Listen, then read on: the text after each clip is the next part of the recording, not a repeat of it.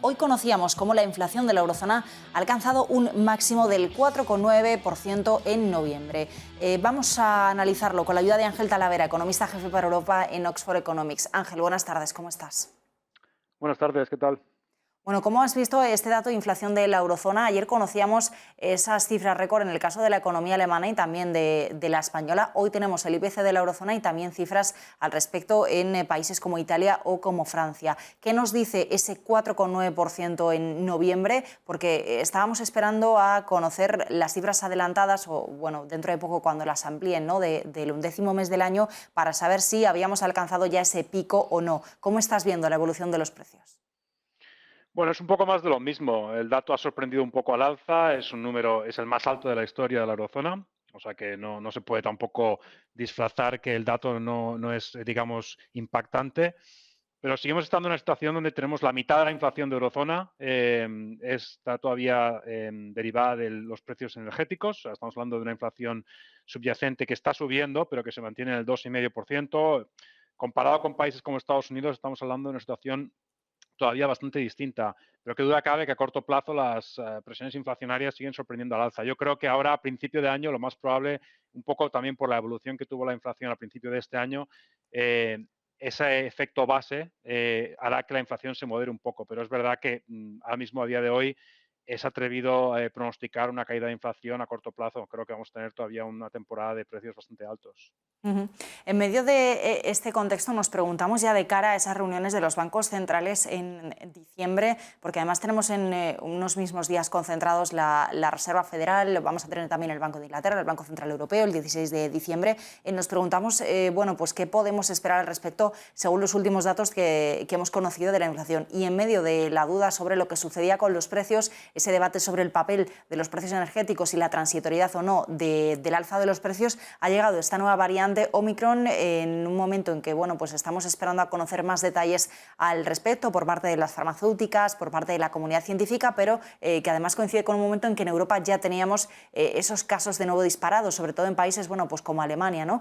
¿Cómo va a conciliar un Banco Central Europeo o los bancos centrales, bueno, pues ese equilibrio entre la alta inflación con la incertidumbre derivada otra vez de la pandemia?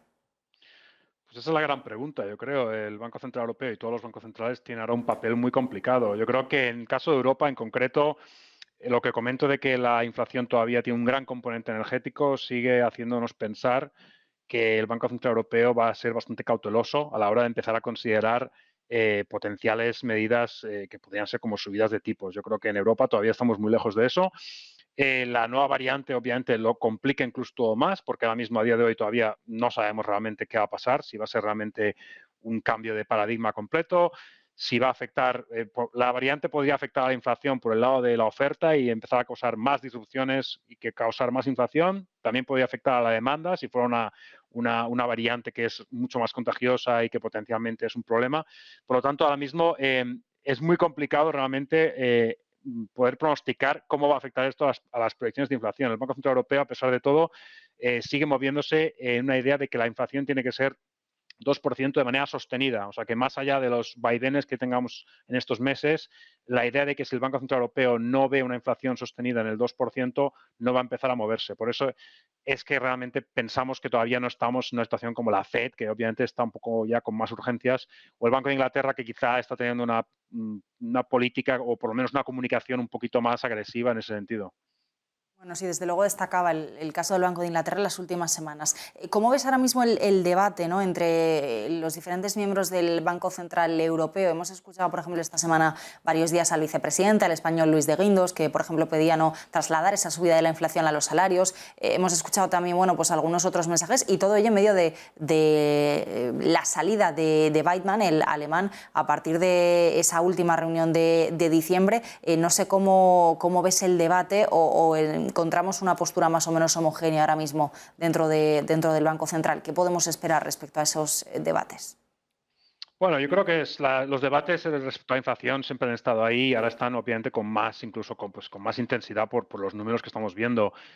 Sí estamos viendo, yo creo, generalmente el Banco Central Europeo haciendo una comunicación que está un poco teniendo que aceptar, que es lo que hemos tenido que hacer todos, que la inflación está sorprendiendo al alza, que está siendo más alta de lo que se pensaba y que está siendo seguramente más sostenida en el tiempo.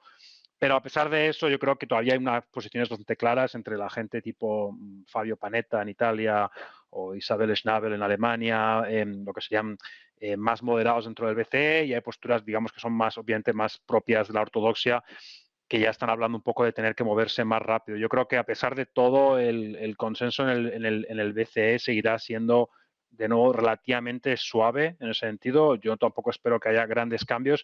La gran pregunta ahora es qué va a pasar con el plan de estímulo, el PEPP, que en principio pues tendrá que acabarse en marzo, pero que, bueno, como su propio nombre indica, fue un plan que se diseñó para combatir parte del impacto de la pandemia.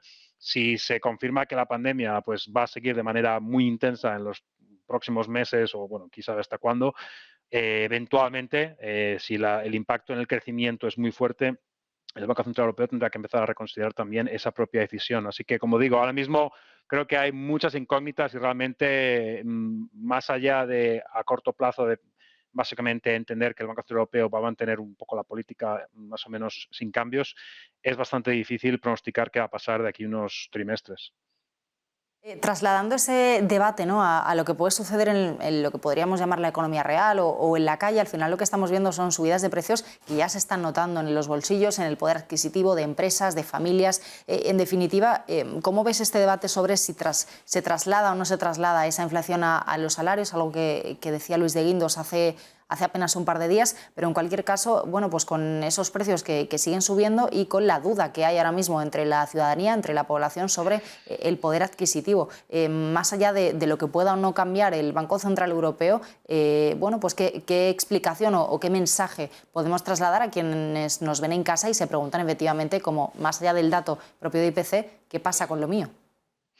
Bueno, es cierto que la inflación a estos niveles es muy dañina para el consumidor, para las empresas. Obviamente hay un impacto directo en las rentas y que afecta sobre todo a las rentas más bajas, que son las que tienen obviamente mucho menos espacio para poder sustituir lo que compran y simplemente un nivel de ahorro menor. Eso creo que es innegable. La discusión de la inflación creo que se mezclan muchas cosas y obviamente pues a la gente de a pie la inflación realmente pues no le va a producir casi ningún beneficio realmente, o por no decir ninguno.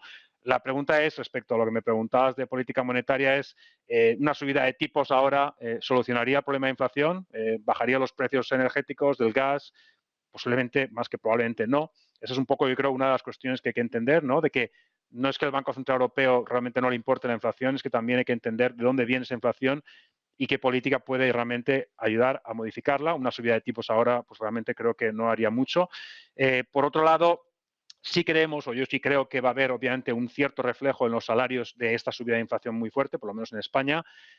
Normalmente los salarios tienen un componente donde hay por lo menos un cierto reflejo en la inflación que ocurre el año anterior, pero es más que probable que por las condiciones que tenemos económicas no vayamos a ver una subida de salarios, creo, ni de cerca que vaya a cubrir lo que sería la subida de inflación. Entonces, es cierto que en ese sentido el hecho de que la inflación pues, vaya a caer relativamente rápido el año que viene tiene una gran repercusión comparado con un escenario donde veamos inflaciones del 5% cada año, donde eso sería obviamente creo que sea un panorama muy, muy poco alentador para la economía española. Yo sigo pensando que la inflación en la segunda mitad del año que viene creo que va a caer relativamente de manera intensa, pero bueno, de nuevo, hay que ser bastante humildes, creo, en las predicciones de inflación porque digamos que está siendo bastante complicado ahora mismo hacer predicciones más allá incluso de lo normal.